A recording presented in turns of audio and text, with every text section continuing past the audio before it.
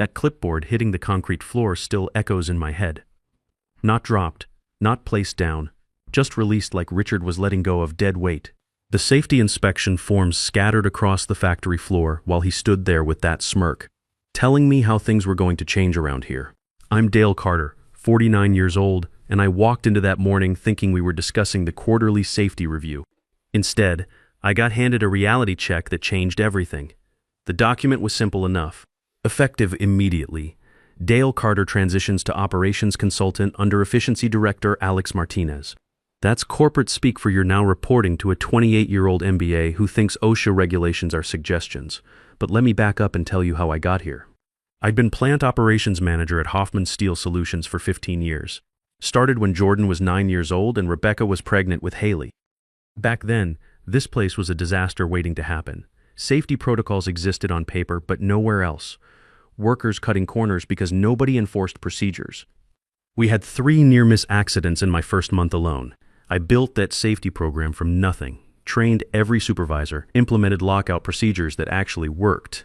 We went from insurance nightmares to 5 years without a lost time injury. Every protocol, every inspection checklist, every emergency response procedure, I'd written it after seeing what happens when you skip steps. Richard Hoffman, the owner's son who became CEO 2 years ago, had been taking credit for our safety record ever since. The guy inherited a profitable company and somehow convinced himself he'd invented workplace safety. Every board meeting, every client visit, he'd stand up there talking about our operational excellence like he'd personally prevented every accident. That Tuesday morning started like any other.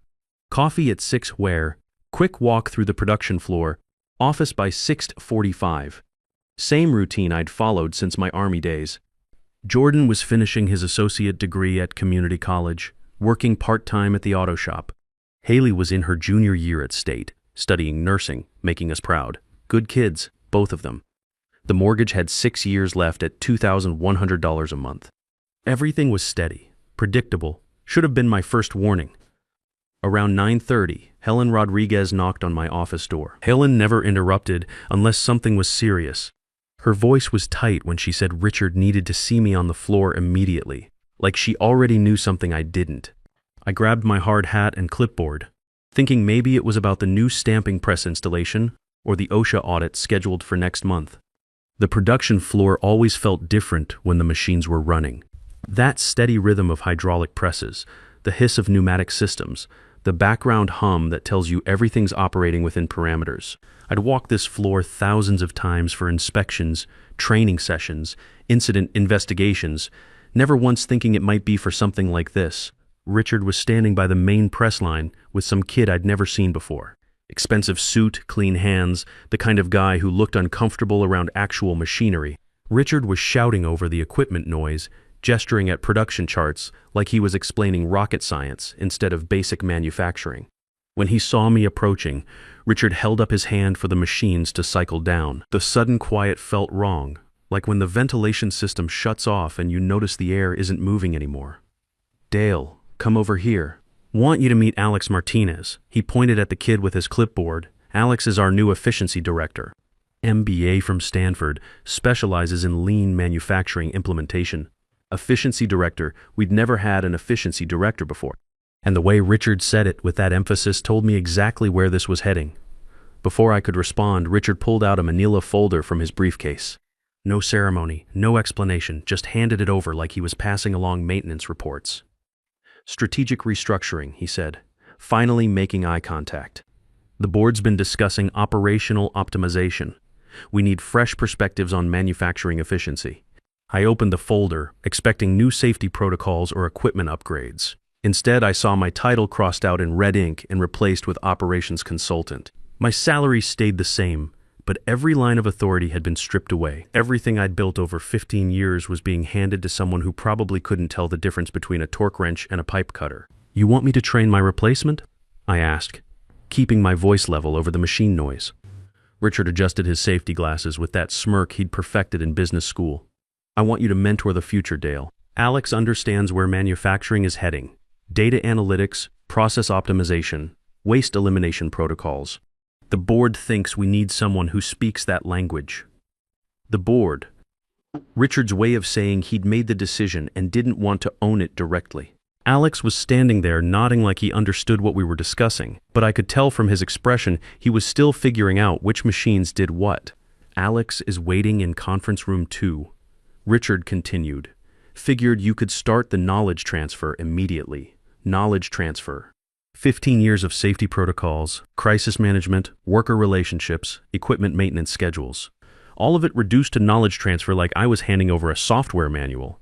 Something shifted inside me right then, listening to those hydraulic systems cycling back up, feeling the vibration through the concrete floor. But I kept my expression neutral. When does this take effect? Today. I know it's a big change, but I'm confident you'll help Alex succeed. I closed the folder and handed it back. That was the moment I realized Richard hadn't demoted me because I'd failed. He did it because he assumed I'd accept it, quietly, professionally, without resistance. I'll head over to conference room 2, I said, adjusting my hard hat. Walking toward that meeting felt like a death march. The production floor seemed louder than usual, and I could feel eyes on me from every workstation I passed. Word travels fast in manufacturing environments, especially bad news. People were pretending to focus on their tasks while watching me walk toward what everyone probably figured was just another meeting. Conference room 2 was the small one with flickering fluorescents and a table that had seen better days. Not exactly where you'd expect to hand over the keys to a multi-million-dollar operation. But I guess that was the point. This wasn't a celebration or transition ceremony. This was a quiet transfer of responsibility from someone who'd earned it to someone who'd been appointed. Alex was already there when I walked in, scrolling through his phone with one hand and taking notes with the other. When he saw me, he stood up and extended his hand like we were meeting at a business conference. Dale, great to finally meet you. Richard told me about the mentoring arrangement. I'm really excited to learn from someone with your experience. Experience. My 15-year track record reduced to experience. I sat down across from him and pulled out my inspection reports. What exactly did Richard tell you about this arrangement? His face lit up like he'd won the lottery. That you're going to show me how operations work around here. All the systems and processes and best practices. I'm really looking forward to applying some modern efficiency principles to what you've built. Modern efficiency principles, applied to systems that hadn't had a lost time accident in 5 years. Where do you want to start? I don't know. Maybe we could start with the biggest inefficiencies, the processes that are costing us the most in terms of productivity. Productivity. Not safety, not worker welfare, not equipment longevity. Productivity. Alex, let me show you our safety protocols first. Everything else builds from there. For the next 2 hours, I walked him through the basics. Our lockout, dag-out procedures that kept workers from losing fingers. The inspection schedules that prevented equipment failures, the incident reporting system that caught problems before they became disasters. Alex took notes for about 20 minutes. Then he started checking his phone. Then he started asking questions that made my stomach clench. Why do we need so many inspection checkpoints? Couldn't we reduce these by maybe 40% and still maintain safety standards? What if we implemented predictive maintenance using sensors instead of scheduled inspections? Have you considered gamifying the safety protocols to increase worker engagement? Gamifying safety protocols. He wanted to turn lockout procedures into some kind of points system. 30 minutes in, I realized he wasn't writing down safety procedures. He was sketching what looked like flowcharts with efficiency percentages and cost reduction targets. This is a lot of redundancy, he said after I'd explained our pre-shift safety meetings for the 3rd time. Maybe we could streamline these into a digital checklist that supervisors could complete in half the time. Digital checklist. For procedures that required visual inspection of equipment, verification of safety systems, and face-to-face communication with operators who needed to understand exactly what could kill them if they made mistakes. A digital checklist, Alex, I said, trying to keep my voice steady. These aren't inefficiencies. Each checkpoint prevents accidents. When that stamping press malfunctions, you need trained eyes and experienced judgment to catch problems before someone gets hurt. You can't automate safety. He nodded enthusiastically. Right? But what if we used AI-powered sensors to monitor equipment performance and predict maintenance needs? Machine learning could probably identify patterns we're missing. Machine learning. This kid was going to be responsible for the safety of 180 workers, and he thought machine learning could replace human judgment in life or death situations. At one point, he looked up from his efficiency calculations and asked the question that cut deeper than anything Richard had said. Dale, why didn't Richard just promote you to efficiency director? You obviously know this stuff better than anyone. Simple, innocent question. And the answer was more complicated than a 28-year-old would understand. Because Richard didn't value quiet competence. He valued people who reflected his vision of the future back at him. Alex wasn't qualified, but he was young, educated, and spoke the buzzword language that Richard thought meant innovation. He was moldable in a way I'd never been. I'd spent 15 years telling Richard when his cost-cutting ideas would create safety hazards, when his production pressures were unrealistic, when his equipment purchases were wrong for our applications. I'd saved lives by saying no to dangerous shortcuts, but saying no doesn't get you promoted. It gets you replaced by someone who says yes to everything. We finished the session around noon. Alex stood up, gathered his notes, and said, "Thanks, Dale. I know this transition is probably strange for you, but I think we can really optimize operations here. You've built something solid, and now we can make it efficient." Efficient. 5 years without accidents reduced to something that could be made efficient. "When do you want to continue?" I asked. "Tomorrow, same time." "Oh, and could you put together a summary document with all the critical protocols? That would help me prioritize which processes to streamline first." A summary document. He wanted me to compress 15 years of safety knowledge into bullet points, so he could decide which protections to eliminate.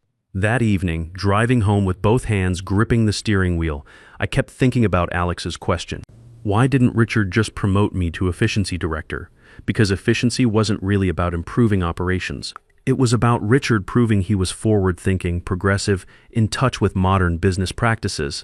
And you can't prove you're revolutionary by promoting the guy who's been quietly keeping people safe for 15 years. My phone buzzed at a red light. Text message from Charles Bennett. A number I recognized from the Regional Manufacturing Association. Charles had retired as plant manager from Thompson Industries 3 years ago, built his own consulting firm helping mid-size manufacturers improve operations. "Dale, heard through industry contacts about your situation at Hoffman. Coffee this week, I've got a proposition that might interest you." I stared at that message until someone honked behind me.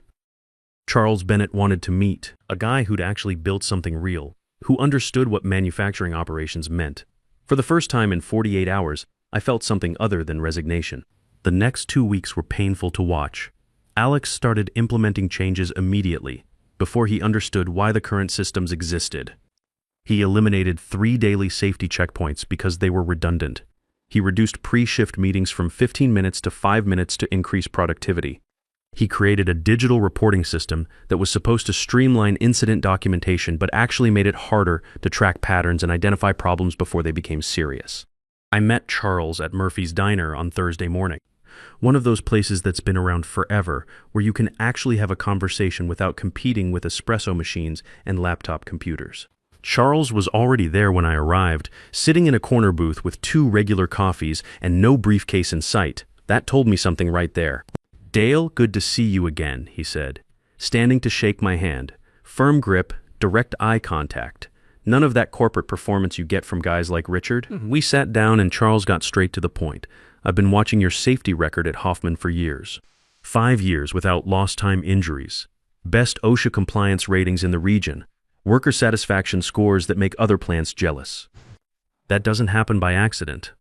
I'd never heard anyone quantify my work like that." Richard took credit for the numbers without understanding how they were achieved.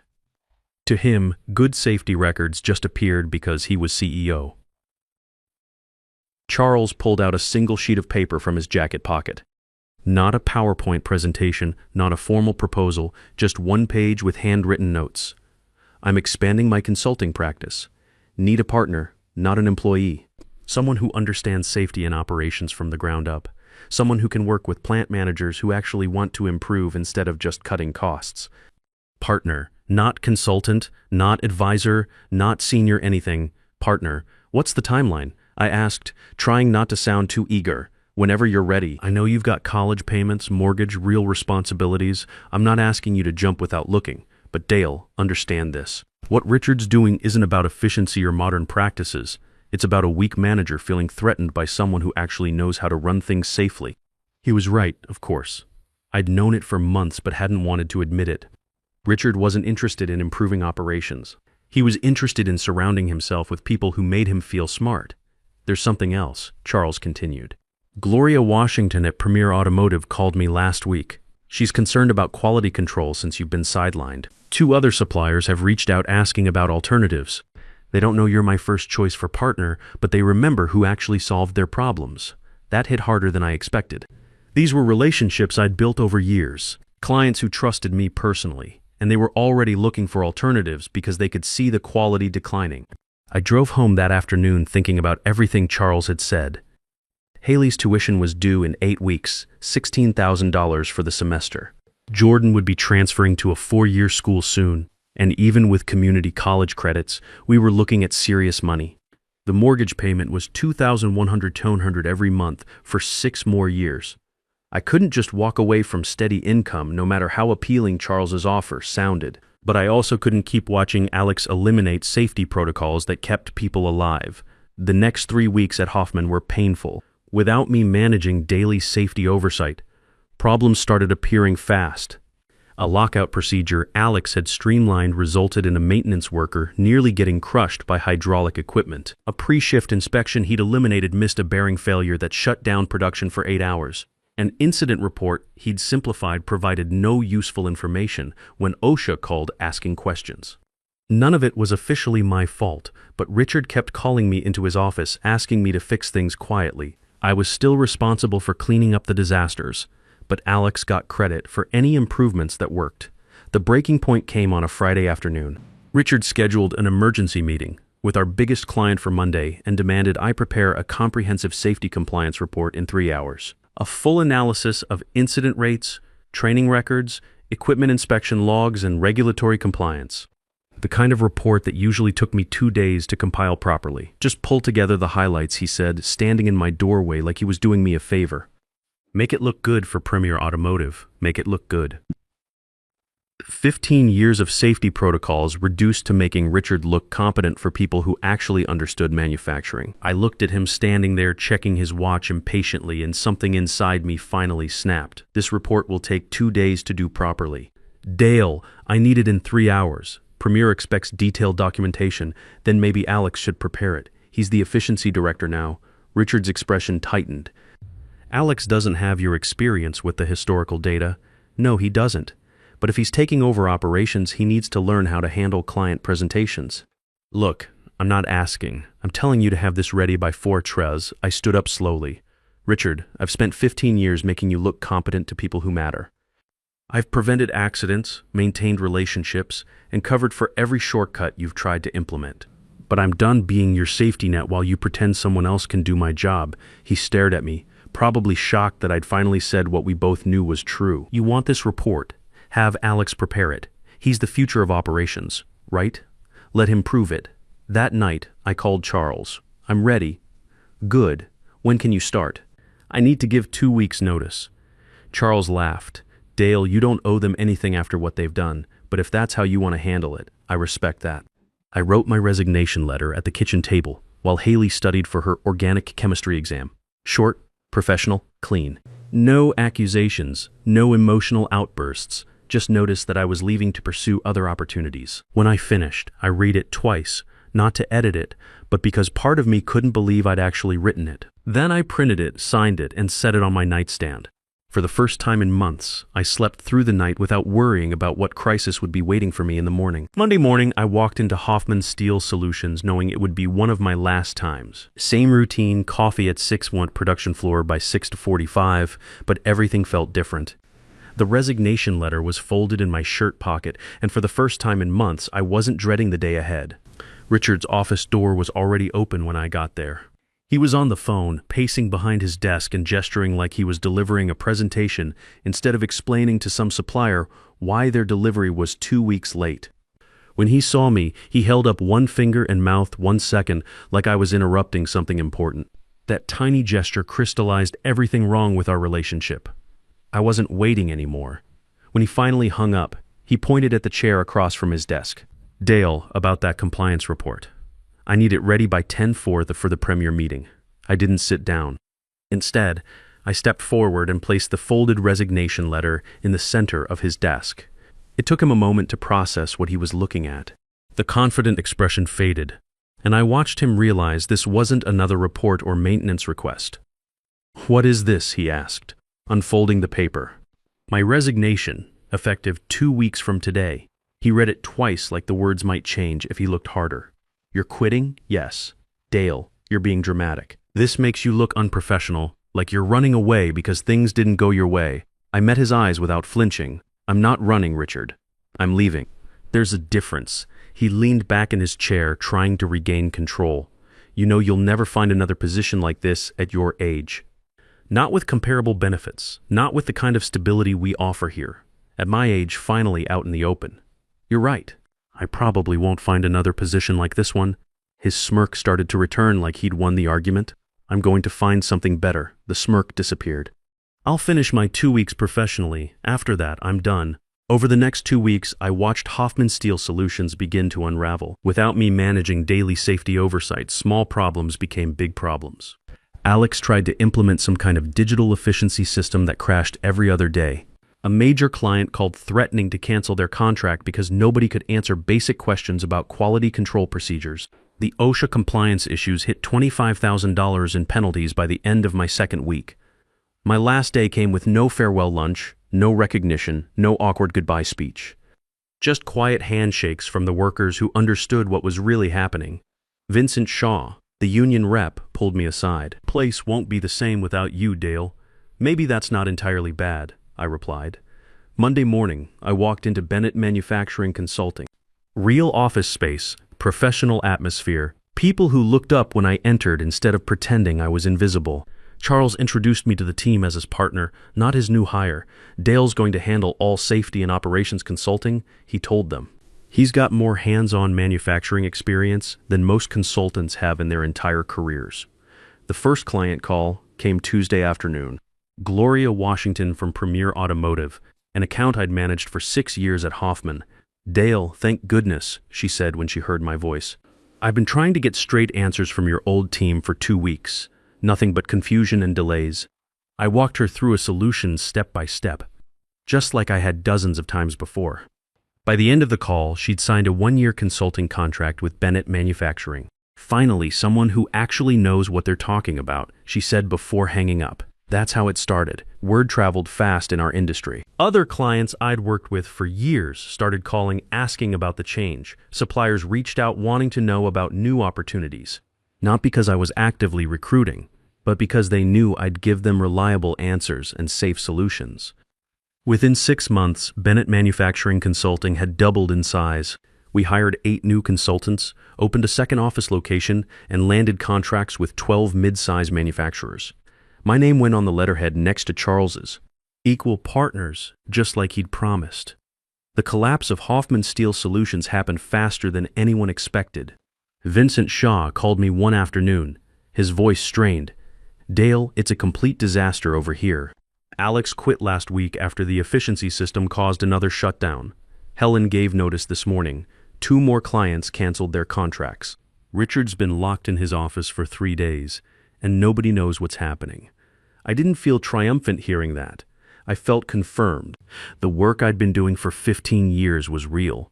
The problems I'd been preventing were genuine. I hadn't been overstating my value or being dramatic about safety concerns. 8 months after I left, Hoffman Steel Solutions filed for bankruptcy protection. Richard tried calling me once, something about consulting opportunities and helping them restructure, but I didn't return the call. That chapter was closed. Meanwhile, Bennett Manufacturing kept growing. We opened a 3rd location, hired 8 consultants total, and this year we're on track to hit $2.5 million in annual revenue. Charles and I are already planning the next expansion phase. At the Regional Manufacturing Conference last month, I saw Richard across the room. He looked smaller, older, like he'd aged 3 years and 18 months. Our eyes met for a moment, and he started walking toward me, then stopped halfway and turned around. Maybe he realized he had nothing to say that would matter. Looking back, the hardest part wasn't the demotion or the disrespect. It was staying somewhere that refused to see the value of experience. I spent 15 years telling myself loyalty mattered more than recognition. That patience would eventually be rewarded. But here's what I learned. You can't save a place that's determined to ignore the foundation holding it up. Experience isn't outdated, no matter what younger managers think, and sometimes the best revenge is simply succeeding somewhere else. Charles tells people I saved his consulting firm, but that's not true. Charles gave me a place to do what I'd always done, just with recognition instead of exploitation. The best part? Haley graduated debt-free last spring with her nursing degree. Jordan's transferring to state in the fall with most of his credits covered. The mortgage has 3 years left, and I wake up every morning knowing my work matters to people who understand its value. I'm 49 years old, partner in a successful consulting firm, and finally working with people who appreciate what 15 years of manufacturing experience actually means. Sometimes walking away with dignity teaches more than any confrontation ever could. Your reputation follows you long after your title is forgotten. Invest in relationships and competence, not corporate politics. The right opportunity doesn't wait for perfect timing. It waits for someone ready to recognize their own worth.